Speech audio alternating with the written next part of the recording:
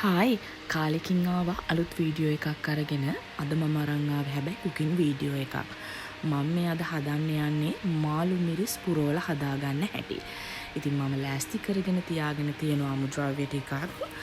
කපාගත්ත ලුණු, සුදු ලුණු, අමු මිරිස්, ඒ වගේම රම්පේ, මාළු මිරිස් කරල් කිහිපයක් තියාගෙන තියෙනවා. ඒ වගේම උම්බල කඩ, ලුණු කුඩු ස්වල්පයක්, තුන පහ මිරිස් කුඩු, ගම්බිරිස් කුඩු, එතකොට කෑලි මිරිස් කුඩු ස්වල්පයක්, ඒ වගේම කහත් අනිවාර්යෙන්ම ඕනේ. මම මෙතන ඒක ඇඩ් කරගල නැහැ. ඒ වගේම තමයි පොල් කිරිත් අපේ මාළු මිරිස් වලට අවශ්‍ය ප්‍රමාණයට ඕනේ. ඉතින් ඊට පස්සේ කරන්නේ මෙන්න මේ වගේ පෑන් එකකට තෙල් ටිකක් රත් කරලා ඒ ටික රත් වෙනකොටම කරපිංචයි සුදු ලුණුයි එකතු කරගන්නවා.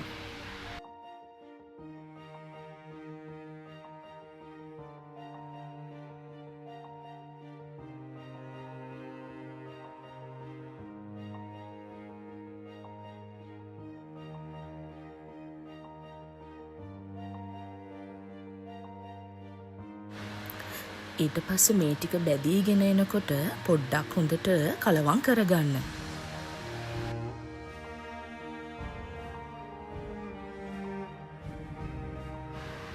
කරපිංචයි සුදුලුයි ලාදුඹුරු පාටට වගේ බැදීගෙන එනකොට ලුණුයි අමු මිරිසුයි එකතු කරගන්න.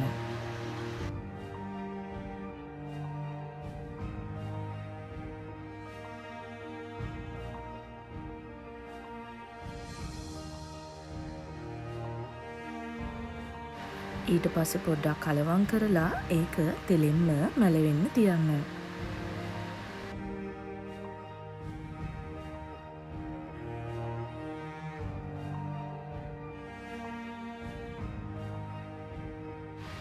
ලුණු ටික එකතු කරගෙන විනාඩි 2-3කට පස්සේ උම්බල කඩ ටිකත් ඒකටම එකතු කරන්න.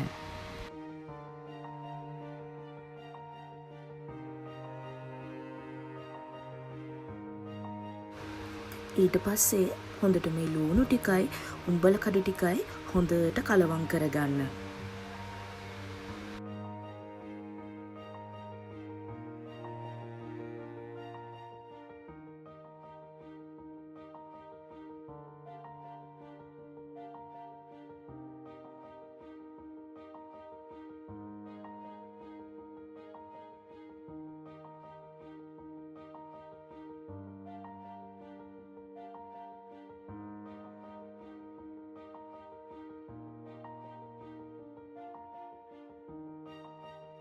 මේ ටික හොඳට බැදීගෙන යනකොට කෑලි මිරිස් කුඩු, ගම්බිරිස් කුඩු, 3-5 මිරිස් කුඩු ටිකක් ලුණු ඇති ප්‍රමාණයට දාලා හොඳට කලවම් කරගන්න.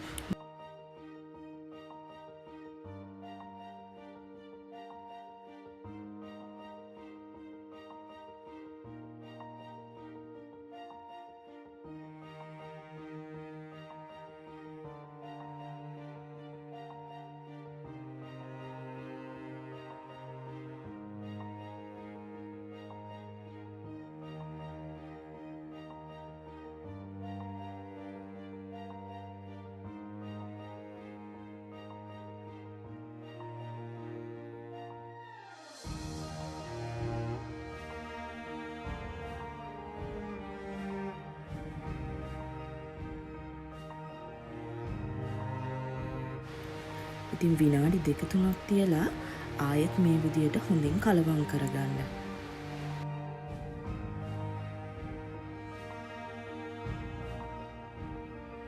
ඉතින් දැන් යන්නේ අපි ලිපෙන් බාගන්න.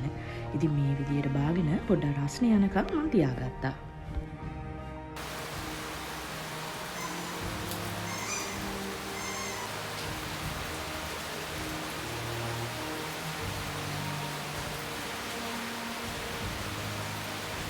ඉතින් අපි මේ දැන් කරන්නේ අර හදාගත්ත පිරවුම මෙන්න මේ ආකාරයෙන් මාළු මිරිස් ඇතුළට දාලා හොඳට පුරව ගන්නවා.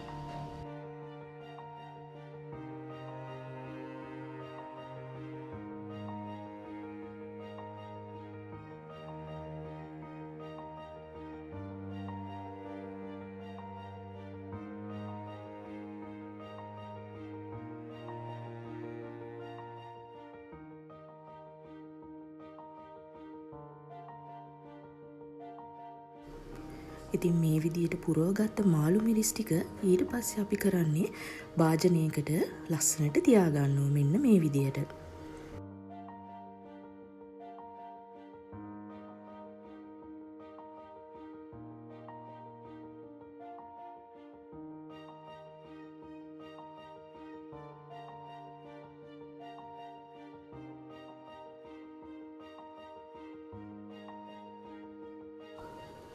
ඊට පස්සේ මෙන්න මේ විදියට පොල් කිරි ටික මාළු මිරිස් එකට එකතු කරනවා.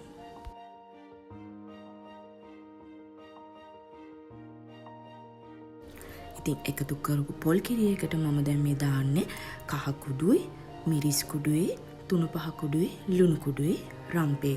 ඉතින් ඔයාලට ගොඩාක් සැරට කන්න ඕන නම් මිරිස් කුඩු ටිකක් වැඩිපුර පාවිච්චි කරන්න පුළුවන්. ඉතින් ලුණුත් ඔයාලගේ රසට අනුව ලුණු දාගන්න පුළුවන්. ඉතින් මම පොඩ්ඩක් සැරට කන්න ආස නිසා ඉතින් මම පොඩ්ඩක් මිරිස් ටිකක් මේකට වැඩියෙන් දැම්මා.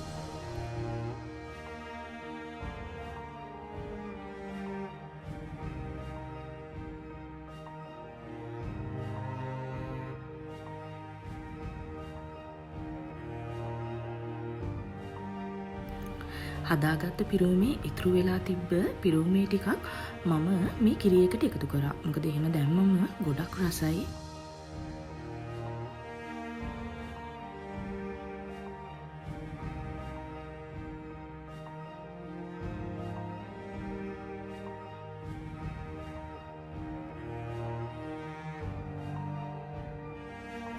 ඊට පස්සේ මේකට රම්පේ කෑලි දෙක තුනකුත් එකතු කරගෙන මම පොඩ්ඩක් කලවම් කරගත්තා.